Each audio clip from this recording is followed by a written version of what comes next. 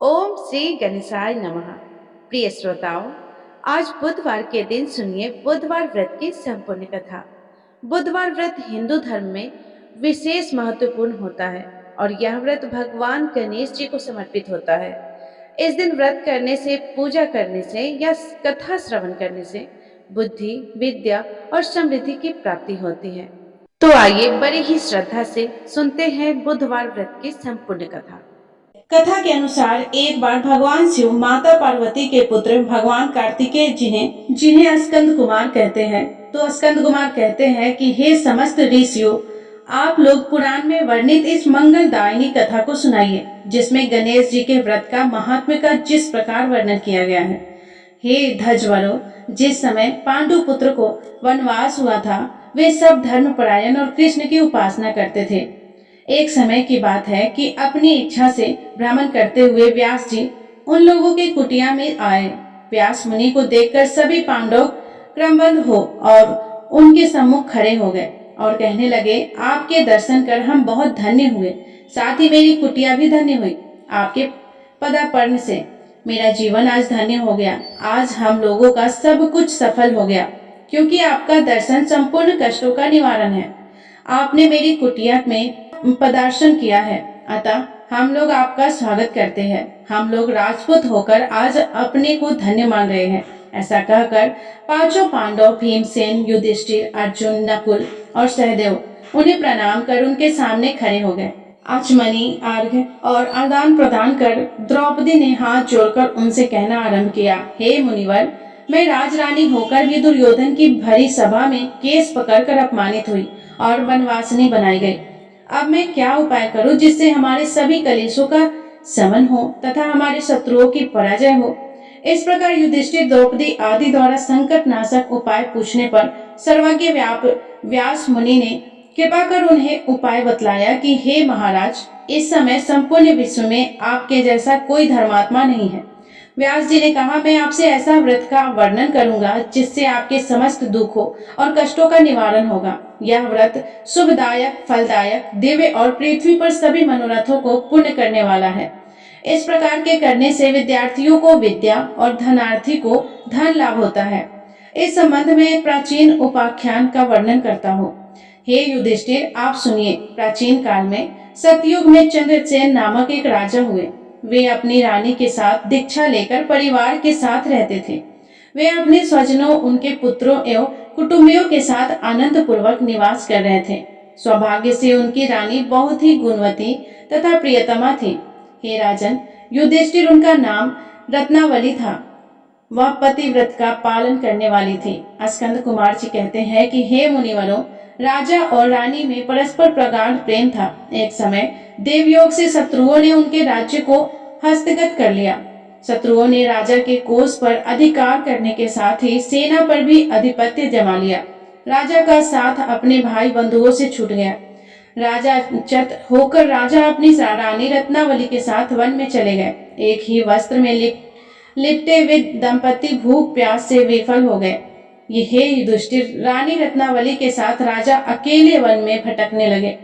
सुधा पिपासा से पीड़ित होकर वन में चलते चलते उन दोनों को सूर्यास्त हो गया। उस वन में शेर, बाघ, चकवा, बगुला, कोयल और सारस रहते थे। रानी के पैरों में कांटा चुभ जाने से राजा को महान कष्ट का अनुभव हुआ। उस वन में घूमते हुए राजा ने प्रातःकाल महर्षि मार्कंडेय को दूर से ही देखा। धीरे धीरे चलकर वहां तक पहुँचे और उन्हें दंडवत प्रणाम किया। उनकी पत्नी ने भी मुनि को बारंबार प्रणाम किया। वन में विराजमान तपस्वी एवं जितेंद्रिय मुनि मार्कंडेय जी से हाथ जोड़कर राजा ने कहा, हे पूज्यवर, मैंने पूर्व जन्म में ऐसा कौन सा पाप किया था जिससे मेरी राज्य लक्ष्मी शत्रुओं द्वारा छिन गई। मार्कंडेय मुनि ने उत्तर दिया कि हे राजन, आप अपने पूर्व जन्म के वृतांत को सुनिए, मैं बतला रहा हूँ। एक बार आखेट यानी कि शिकार के लिए आप गहन वन में चले गए। हरण, चीते, खरगोश और शिकार करते करते उस वन में रात हो गई और अधिक मास की चतुर्थी आ गई। उस वन में आपने एक सुंदर सरोवर देखा और उसके किनारे लाल रंग की साड़ी पहने हुए नाम कन्याओं को देखा। वे सब गणेश जी की पूजा कर रहे थे। यह देखकर आपको बड़ा आश्चर्य हुआ। आपने वहां पहुंचकर ही बड़ी नम्रता पूर्वक पूछा कि हे स्वर्गगामिनी देवियों, गणेश जी की पूजा कैसे करनी चाहिए, मुझे बतलाइए। हे ललनाओं, इसका प्रभाव बतलाइए, क्योंकि मैं भी पूजन करना चाहता हूँ। नाग कन्याओं ने उत्तर दिया कि आप गणेश जी की पूजा करिए, इससे संपूर्ण सिद्धियां प्राप्त होगी और नित्य ही शांति, पुष्टि, सुख, संतान एवं धन की वृद्धि होती है। राजा ने पूछा कि हे महिलाओं, गणेश जी की पूजा किस महीने में और किस तिथि को करनी चाहिए? इसमें किस वस्तु का दान देना चाहिए? इस पूजन की क्या विधि है, आप मुझसे कहिए। नाग कन्याओं ने उत्तर दिया कि हे राजधिराज, अधिक मास के कृष्ण पक्ष की चतुर्थी को चंद्रोदय होने पर विधि पूर्वक विघ्न विनाशक गणेश जी की पूजा करनी चाहिए। अपनी सामर्थ्य के अनुसार भक्ति भाव से पूजन करें। गणेश जी को पंचामृत से नहलाकर लाल पुष्प चढ़ावे, गंध, धूप, दीप, नैवेद्य, 2 वस्त्र, सुगंधित द्रव्य चढ़ाए, घी, चीनी से बने हुए 15 लड्डू का भोग लगाइए। इसमें से 5 लड्डू गणेश जी को अर्पण करें और 5 ब्राह्मण को दान में दें। कुमारी कन्याओं को बड़े देकर बाद में स्वयं भोजन करें। गणेश जी की प्रसन्नता के निमित्त समस्त सामग्री गणेश जी को अर्पित करें। तत्पश्चात पुराणोक्त कथा को सुने। ऐसा करने से मनुष्य की सभी इच्छाएं पूरी होती है, यानी कि सभी प्रकार के मनोरथ की सिद्धि प्राप्त होती है एवं समस्त सिद्धियों की प्राप्ति होती है। गणेश जी के पूजन की विधि यही है। नाग कन्याओं की बातें सुनकर राजा ने उन्हें बारंबार नमस्कार किया। इस प्रकार राजा ने वहां गणेश जी का व्रत का मन में संकल्प करके सरोवर के तट पर जाकर गणेश जी का ध्यान किया और वहां से चले गए। इसके प्रभाव से गणेश जी आप पर प्रसन्न हो गए और आपको पुत्र, स्त्री, धन, धान्य आदि से पुण्य कर दिया।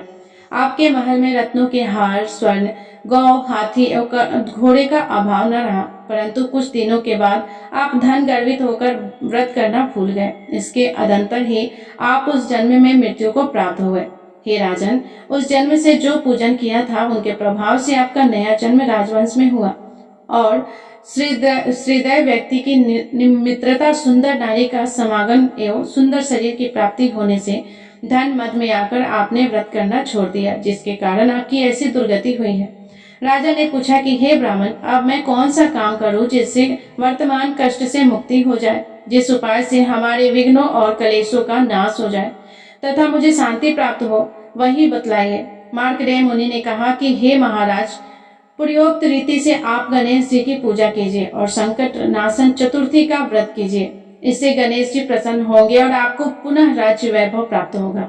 इसीलिए संपूर्ण कष्टों के समानार्थ आप स्वयं गणेश जी की पूजा कीजिए। व्यास जी कहते हैं कि मार्कंडेय जी की बात को सुनकर राजा ने उन्हें प्रणाम किया और अपने भवन में चले आए। रानी के साथ राजा ने भक्ति पूर्वक विधिवत व्रत किया। व्रत के करने से उनके शत्रुओं का नाश हुआ। उन्होंने अपना खोया हुआ राज्य पुनः पाया। गणेश जी की पूजा करने से सभी वस्तुएं सुलभ हो जाती है और सभी कार्य में सफलता मिलती है। तो प्रेम से बोलिए विघ्नहर्ता गणेश भगवान जी की जय। एक बार गणेश भगवान एक छोटे से बालक का रूप धरकर चिमटी में चावल और चमचे में दूध लेकर धरती लोक पर आए और वहां आने पर वो एक गांव में गए, जहां वह हर किसी से कह रहे थे कि कोई मेरी खीर बना दो, कोई मेरी खीर बना दो। एक बूढ़ी माई बैठी हुई थी। उन्होंने कहा, ला मैं बना दूं। अब वह छोटा सा बर्तन चूल्हे पर चढ़ाने लगी। तब गणेश जी ने कहा, दादी माँ, छोटी सी भगोनी मत चढ़ाओ, आपके घर में तो जो सबसे बड़ा वाला बर्तन हो ना, वही चढ़ा दो।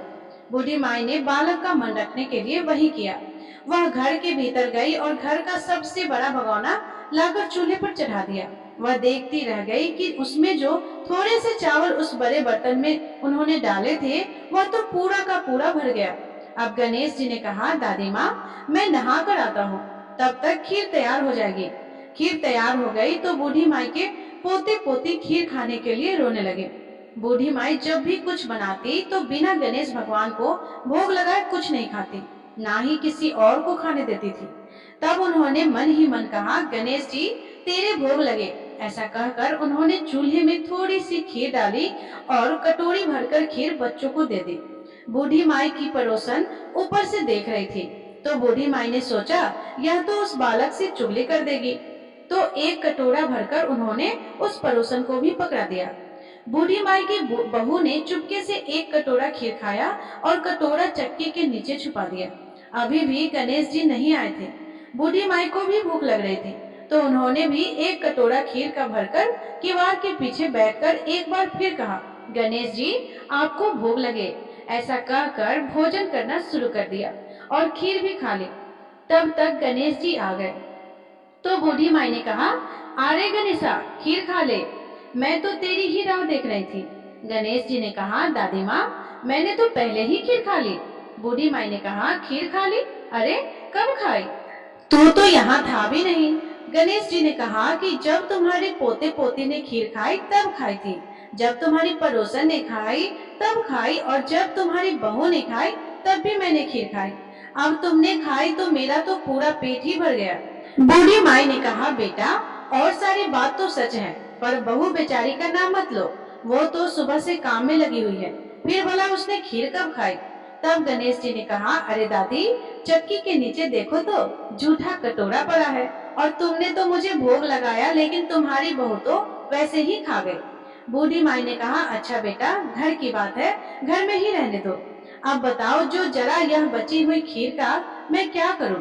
तो गणेश जी ने कहा, नगरी जमा दो पूरी। तो बूढ़ी दादी ने पूरी नगरी जमा दी, फिर भी खीर का बर्तन पूरा भरा ही था। जब यह बात राजा को पता चली तो बूढ़ी दादी को बुलाया और पूछा, क्यों रे बुढ़िया, ऐसा बर्तन तेरे घर पर अच्छा लगे या हमारे घर पर सोवे? तो बूढ़ी दादी ने कहा, राजा जी आप ले लो।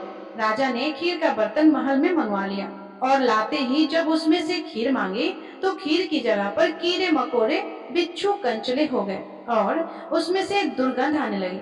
यह देखकर राजा ने बुढ़िया से कहा, अरे बूढ़ी दादी अपना यह बर्तन वापस ले जाओ, हमने तुम्हारा बर्तन तुम्हें वापस कर दिया। तब बूढ़ी माई ने कहा, महाराज अगर आप देते तो पहले ही कभी देते, यह बर्तन तो मुझे मेरे गणेश जी ने दिया है। ऐसा कहकर बूढ़ी माई ने वह बर्तन वापस ले लिया और उनके हाथों में लेते ही उस बर्तन की दुर्गंध दूर हो गई और सुगंध आने लगी। घर आकर बूढ़ी दादी ने गणेश जी से कहा, अब बताओ बची हुई खीर का क्या करें? तब गणेश जी ने कहा, करना क्या है बूढ़ी दादी, झोपड़ी के कोने में गड्ढा खोदकर गाड़ दो, उसी जगह सुबह उठकर वापस खोदोगी तो तुम्हें धन के 2 मटके मिलेंगे। ऐसा कहने के बाद गणेश भगवान वही अंतर्ध्यान हो गए। जाते समय झोपड़ी के लात मारते हुए गए तो झोपड़ी की जगह पर महल हो गया। सुबह बहू ने फावड़ा लेकर पूरे घर को खोद दिया। जब कुछ भी नहीं मिला तब बहू ने कहा, सासू जी थारो गणेश तो झूठो है। सासू ने कहा, बहू मारो गणेश झूठो नहीं है, ला मैं देखूं। ऐसा कहकर वह सुई लेकर खोजने लगे। जब वह सुई से खोद रही थी तो टन टन करते 2 धन के मटके निकल आए। अब बहू रानी बोली कि सासू जी गणेश जी तो साचो ही है। सास ने कहा, अरे बहू रानी गणेश जी तो भावनाओं के भूखे हैं। हे गणेश जी भगवान, जैसा आपने बूढ़ी दादी को दिया वैसा सबको देना। विनायक जी की कहानी कहने वाले, हुंकार भरने वाले और आसपास के सुनने वाले सबको देना। बोलो गणपति महाराज की जय। प्रिय श्रोताओं, अब सुनिए गणेश जी की आरती।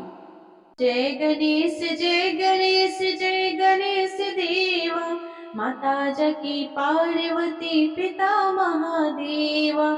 जय गणेश जय गणेश जय गणेश देवा, माता जकी पार्वती पिता महादेवा। एक दंत दयावंत चार भुजाधारी, माथे पर सिंदूर शोहे मूष की सवारी। जय गणेश जय गणेश जय गणेश देवा, माता जकी पार्वती पिता महादेवा। पान चढ़े फूल चढ़े और चढ़े मेवा, लड्डुअन का भोग लगे संत करे सेवा। जय गणेश जय गणेश जय गणेश देवा, माता जकी पार्वती पिता महादेवा। अंधन को आँख देते, कोढ़िन को काया, बांझन को पुत्र देते, निर्धन को माया। जय गणेश जय गणेश जय गणेश देवा, माता जकी पार्वती पिता महादेवा। सूर्य शाम शरण आए, सफल की जो सेवा, माता जकी पार्वती पिता महादेवा। जय गणेश जय गणेश जय गणेश देवा, माता जाकी पार्वती पिता महादेवा, दीनन के लाचर को शंभु शतकारी, कामना को पूरा करो जाओ बलिहारी। जय गणेश जय गणेश जय गणेश देवा, माता जाकी पार्वती पिता महादेवा। बोलिए विघ्नहर्ता गणपति महाराज की जय। तो प्रिय श्रोताओं, ये थी बुधवार व्रत की संपूर्ण कथा। यदि ये कथा आपको पसंद आई हो तो वीडियो को लाइक करके चैनल को सब्सक्राइब जरूर कीजिएगा। धन्यवाद। राधे राधे। जय श्री कृष्ण।